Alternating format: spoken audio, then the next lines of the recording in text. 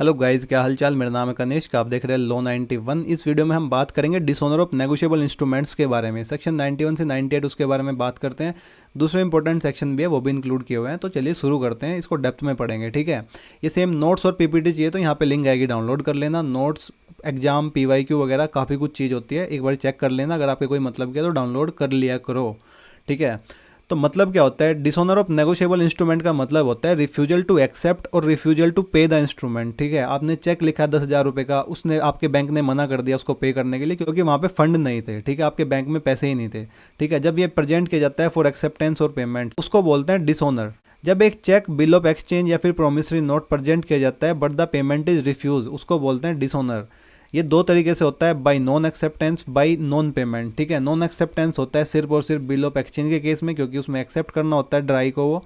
Non payment होता है तीनों, जैसे कि promissory note, bill of exchange और चेक के केस में। Section 91 of the negotiable instrument act बात करता है डिसऑनर बाय नॉन एक्सेप्टेंस। ये अप्लाई होता है mainly to bill of exchange. Bill of exchange dishonour हो जाता है बाय नॉन एक्सेप्टेंस जब ड्राई रिफ्यूज करता है एक्सेप्ट करने के लिए bill when it is presented for acceptance. मतलब कि बिल ऑफ एक्सचेंज क्या होता है, ए ऑर्डर करता है बी को पे करने के लिए सी को, बी को एक्सेप्ट करना होता है वो। जब बी एक्सेप्ट करने से मना कर देता है तो बिल ऑफ एक्सचेंज डिसऑनर हो जाता है। सिचुएशंस ऑफ नॉन एक्सेप्टेंस, एक बिल डिसऑनर होता है बाय नॉन एक्सेप्टेंस जब ड्राई रिफ्यूज करता है एक्सेप्ट करने के लिए बिल को, ये वाली कंडीशन। ड्राई नहीं मिलता है, ड्राई इनकम्पिटेंट होता है टू कॉन्ट्रैक्ट एक्सेप्टेंस क्वालिफाइड या फिर कंडीशनल हो, जैसे कि ड्राई कह रहा है आई विल ओनली पे 6,000। ठीक है, तो बिल ऑफ एक्सचेंज कहता है 10,000 रुपए देने हैं। ठीक है, ड्राई कह रहा है कि 6,000 रुपए दे सकता हूं मैं तो। ठीक है, उस केस में कंडीशनल मतलब कि I will pay only if I receive the goods. ठीक है, उस केस में उसको गुड्स ही नहीं मिले तो फिर वो क्यों पे करेगा। Drawee fail to accept within 48 hour, मतलब ड्राई को 48 आवर्स के अंदर अंदर एक्सेप्ट करना होता है बिल ऑफ एक्सचेंज। अगर वो फेल हो जाता है तो क्या होता है, बिल ऑफ एक्सचेंज डिसऑनर हो जाता है। ठीक है, एग्जाम्पल जैसे कि ए ड्रॉ करता है बिल ऑन बी 50,000 रुपये के लिए when the bill is presented to B for acceptance. ठीक है, बी रिफ्यूज करता है उसको साइन करने के लिए तो बिल डिसऑनर हो जाता है बाय नॉन एक्सेप्टेंस। तो इस केस में क्या होता है, होल्डर इमीडिएटली सू कर सकता है ड्रायर को या फिर एंडोसर को without waiting for the maturity date. Next है सेक्शन 92, बात करता है डिसऑनर बाय नॉन पेमेंट के बारे में। एक नेगोशिएबल इंस्ट्रूमेंट डिसऑनर हो जाता है बाय नॉन पेमेंट जब मेकर एक्सेप्टर फेल करते हैं to make the payment when the instrument become payable. ठीक है, ये अप्लाई होता है promissory note, bill of exchange या फिर चेक पे। एग्जाम्पल से पढ़ो, समझ में आ जाएगा। ए इशू करता है चेक बी को 10,000 रुपये का, बी प्रेजेंट करता है चेक को बैंक में, बैंक रिटर्न कर देता है चेक को, लिख देता है उस पर इनसफिशिएंट फंड्स। तो यहाँ पे चेक डिसऑनर हो जाता है बाय नॉन पेमेंट। समझ में आया, आगे होएगा। सेक्शन 93 से 98 बात करते हैं नोटिस ऑफ डिसऑनर के बारे में। व्हेन नेगोशिएबल इंस्ट्रूमेंट डिसऑनर हो जाता है, नोटिस दिया जाता है टू द पार्टी जो लायबल होती है। पर्पज क्या होता है, इन्फॉर्म करना ड्रायर को या फिर एंडोर्सर को कि ये जो आपने जो चेक दिया था ना सर, ये डिसऑनर हो चुका है, अभी आप लायबल हो पे करने के लिए। तो नोटिस कौन दे सकता है, होल्डर दे सकता है, एंडोर्सी दे सकता है, एजेंट ऑफ होल्डर दे सकता है। अगर आप ये वीडियो पहली बार देख रहे हो तो प्लेलिस्ट में जाओ, प्लेलिस्ट में जाके पिछली वाली वीडियो देख लो, मैं सारा कुछ कंप्लीट कर चुका हूँ। अगर आपको ये कुछ टर्म्स समझ में नहीं आ रही है ना तो यार एक बारी वीडियो चेक कर लो पिछली। ठीक है, नोटिस किसको दिया जाता है, प्रीवियस पार्टीज को दिया जाता है, जैसे कि ड्रायर या फिर endorser.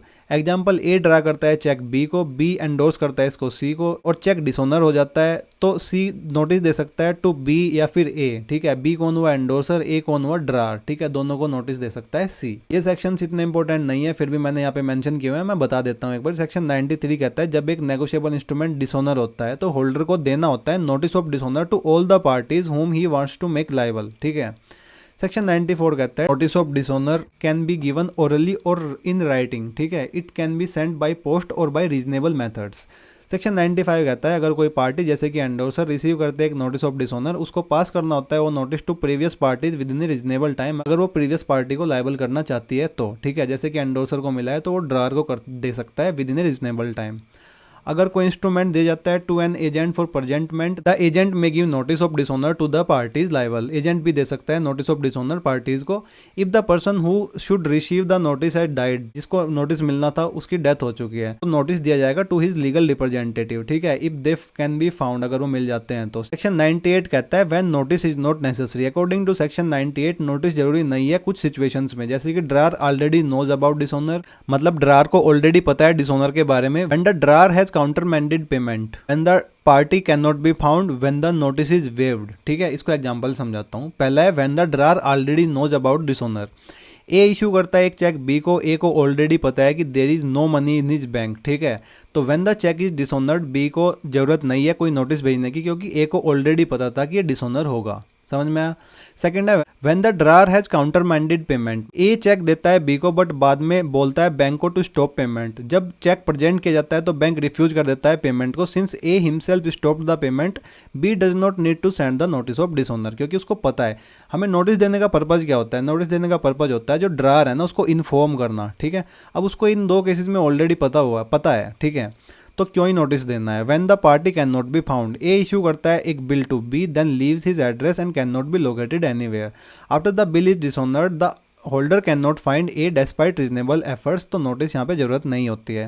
When notice is waived, A issue करता है चेक बी को, उस पर लिखता है नोटिस ऑफ डिसऑनर वेव्ड, ठीक है। अगर कोई चेक डिसऑनर होता है B does not need to send the notice because A already given up that right, ठीक है। तो इस केस में नोटिस की जरूरत नहीं पड़ती इन चारों केसेस में।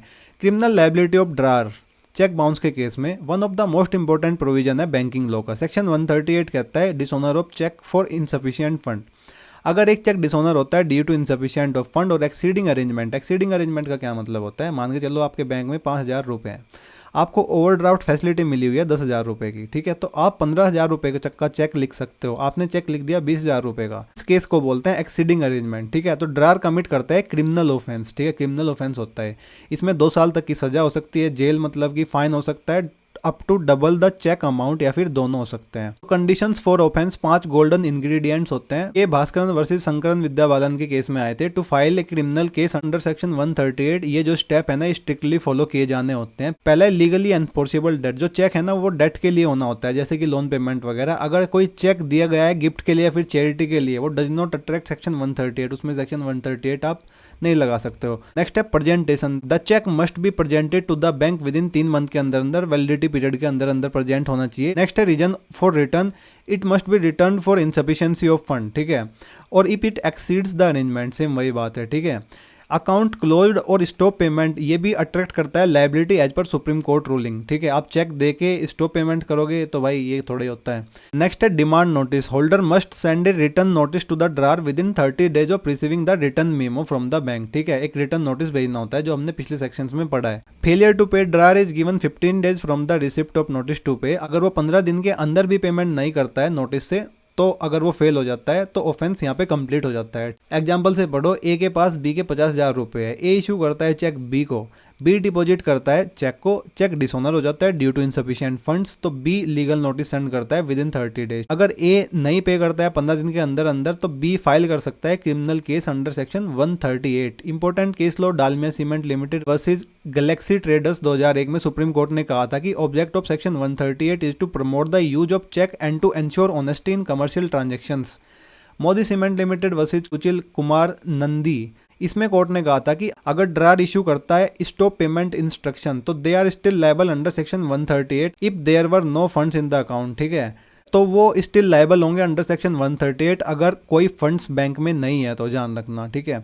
नेक्स्ट है दशरथ रूप Singh Rathore versus state of Maharashtra, इसमें क्लेरिफाई किया था कोर्ट ने जुरिडिक्शन। आप केस फाइल कर सकते हो जहाँ पे पेई की ब्रांच होती है, ठीक है, जहाँ पे पेई मेंटेन करता है अपने अकाउंट को, ठीक है। सेक्शन 139 कहता है presumption that the cheque was issued for discharge of debt. लोग खुद ही अज्यूम करता है कि cheque was given to repay debt जब तक एक्यूज प्रूव नहीं करता है, ठीक है। सेक्शन 140 बोलता है drawer can not defend himself by saying I had no reason to believe that cheque would be dishonoured, मेरे को नहीं पता था भाई चेक डिसऑनर हो जाएगा, ठीक है। तो ये बहाना नहीं चलता है, ठीक है। सेक्शन 140 इसको मना करता है। सेक्शन 141 कहता है अगर ऑफेंस कमिट किया गया है बाय ए कंपनी तो company directors responsible officers liable होंगे। सेक्शन 142 प्रोवाइड करता है प्रोसीजर फॉर फाइलिंग कंप्लेंट, ठीक है। कंप्लेंट फाइल होनी चाहिए with in 1 month after the cause of action arise. जब कॉज ऑफ एक्शन अराइज होता है उसके 1 महीने के अंदर एप्लीकेशन मतलब कंप्लेंट फाइल होनी चाहिए, ठीक है। नेक्स्ट है protection of collecting banker, section 131। Cheque के केस में सबसे बड़ा रिस्क रहता है कन्वर्जन का, जो कि होता है कलेक्टिंग बैंकर के पास में। पिछली वीडियो में डिटेल में पढ़ा चुका हूँ, पिछली वाली वीडियो देख लेना, तो इसको एक बार मैं ऊपर से बता देता हूँ। कलेक्टिंग बैंकर वो बैंक होता है जो डिपॉजिट करता है चेक को अपने कस्टमर के लिए, फॉर इट्स कस्टमर, ठीक है।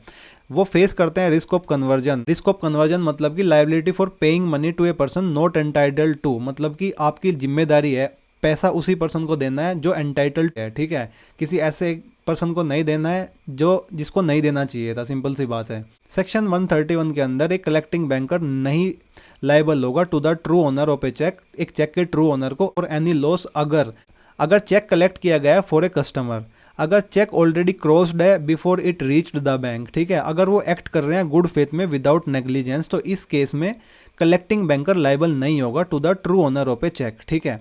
नेग्लिजेंस क्या होती है कलेक्टिंग बैंकर के लिए? अगर बैंक फेल हो जाता है चेक करने में ये कुछ थिंग्स, तो उसे प्रोटेक्शन नहीं मिलती है, जैसे कि opening an account without proper KYC, बिना प्रॉपर केवाईसी के अकाउंट खोलना, इग्नोर करना विजिबल डिफेक्ट्स, जो चेक पे विजिबल डिफेक्ट्स होते हैं उनको इग्नोर करना, पिछली वीडियो में डिटेल में डिस्कस किया था। इग्नोर करना रेस्ट्रिक्टिव एंडोर्समेंट को, ठीक है, मतलब कि अगर वो रेस्ट्रिक्टिव एंडोर्समेंट को इग्नोर कर रहा है तो ये सब नेग्लिजेंस होती है, ठीक है। तो इन केस में कलेक्टिंग बैंकर को प्रोटेक्ट नहीं किया जाएगा अंडर सेक्शन 131। ये अमेंडमेंट आया था 2018 में, जिसने इंट्रोड्यूस किया था सेक्शन 143A। ये अलाउ करता है कोर्ट को ऑर्डर करने के लिए drawer to pay interim compensation, मतलब कि up to 20% of the cheque amount trial के टाइम पे। ये अलाउ करता है कोर्ट को टू ऑर्डर द ड्रायर, मतलब कोर्ट ऑर्डर कर सकता है ड्रायर को टू पे द इंटरिम कंपनसेशन, मतलब 20% तक का चेक के अमाउंट को ट्रायल के बीच में ही देना होता है, किसको? ड्रायर को ऑर्डर कर सकता है। ये अमेंडमेंट आया था 2018 में नेगोशिएबल इंस्ट्रूमेंट्स में, ठीक है।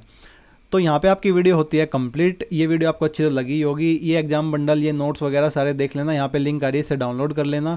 यहाँ पे एक लिंक आएगी, उससे पीपीटी डाउनलोड कर लेना। यहाँ पे जो लिंक आ रही है उस पर चैनल को सब्सक्राइब कर लेना। इस वाली वीडियो कंप्लीट कर लेना। इस वाली प्लेलिस्ट से छोटा हुआ सारा सिलेबस कंप्लीट कर लेना। अगर आपका आज एग्जाम है तो all the very best for your exams. मिलते हैं नेक्स्ट वीडियो में। Bye bye.